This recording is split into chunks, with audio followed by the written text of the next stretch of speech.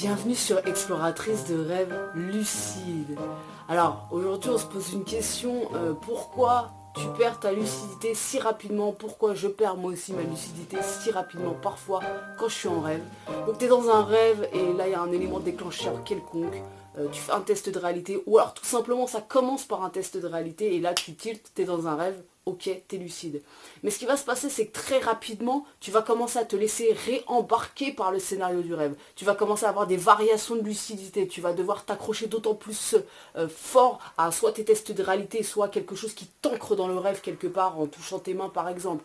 Et pourquoi en fait, à partir du moment où on devient lucide, on tout simplement garde pas notre lucidité? Pourquoi il y a quelque chose qui fait que de nouveau, on bascule dans le scénario du rêve et dans l'inconscience finalement. J'ai lu un article super intéressant sur le sujet assez récemment et il me semble que dans le livre aussi de Charlie Molleray, bon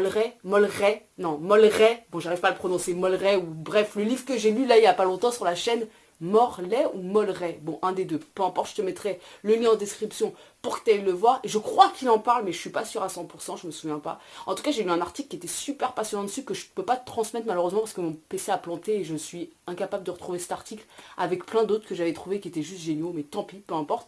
En gros ce qu'il disait dans cet article, c'est que lorsqu'on est en train de rêver, ce qui prend le dessus, c'est notre hémisphère droit. Et ton hémisphère droit du cerveau, il est axé sur quoi? Il est axé sur l'imagination. Alors que ton hémisphère gauche, il va être axé sur tout ce qui est rationnel, analytique, etc. C'est celui que généralement on utilise le plus à l'état de veille. Et ce qui se passe dans un rêve, c'est que tu es dans un rêve et que là c'est ton cerveau droit qui est complètement qui est complètement actif, qui est au devant de la scène, qui tient les rênes finalement du rêve. Enfin de tes actions et de ce que de la façon dont tu agis. Et au moment où tu deviens lucide, qu'est-ce qui se passe? Au moment où tu deviens lucide, très rapidement, au moment où tu deviens conscient, ton hémisphère gauche du cerveau, donc celui qui est engagé dans tout ce qui est analytique, rationalité, etc., va se réveiller petit à petit. Donc qu'est-ce qui va se passer? Quand il va se réveiller petit à petit, au bout de très peu de temps, il va se passer qu'il va commencer à trouver des explications logiques et rationnelles à tout ce qui se passe autour de lui. Il va commencer à trouver une explication logique au fait d'avoir seulement 4 doigts.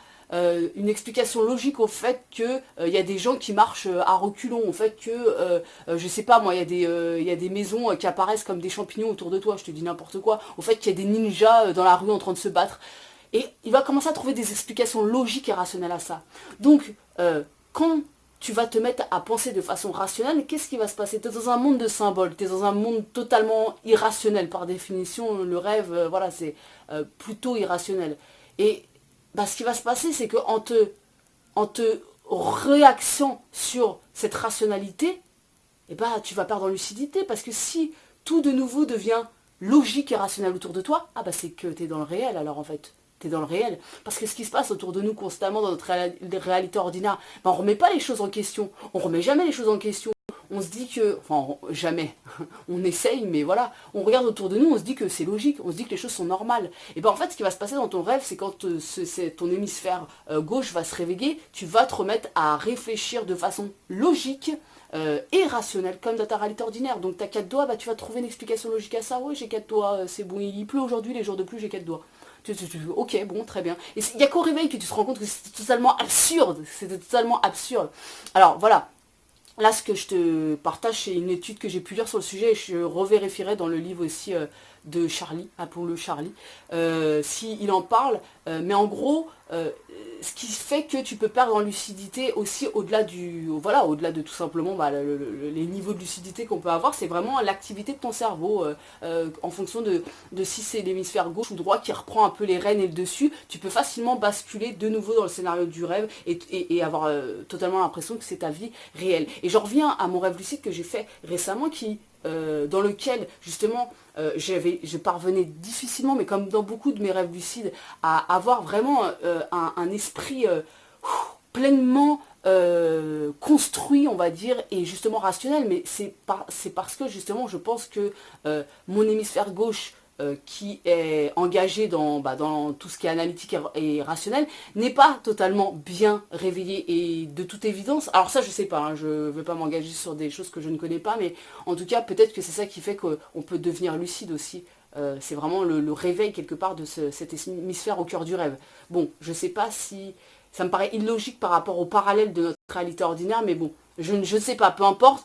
Tout ça pour dire que pourquoi tu peux perdre rapidement ta lucidité, tout simplement parce que faut prendre en compte aussi que ton cerveau il est en action pendant la nuit, que la partie du cerveau qui agit le plus pendant tes rêves c'est pas celle de l'état de veille, et que quand celle de l'état de veille reprend un petit peu le dessus, très facilement tu peux te croire dans le réel parce que de nouveau tu trouves les choses logiques et tu rationalises.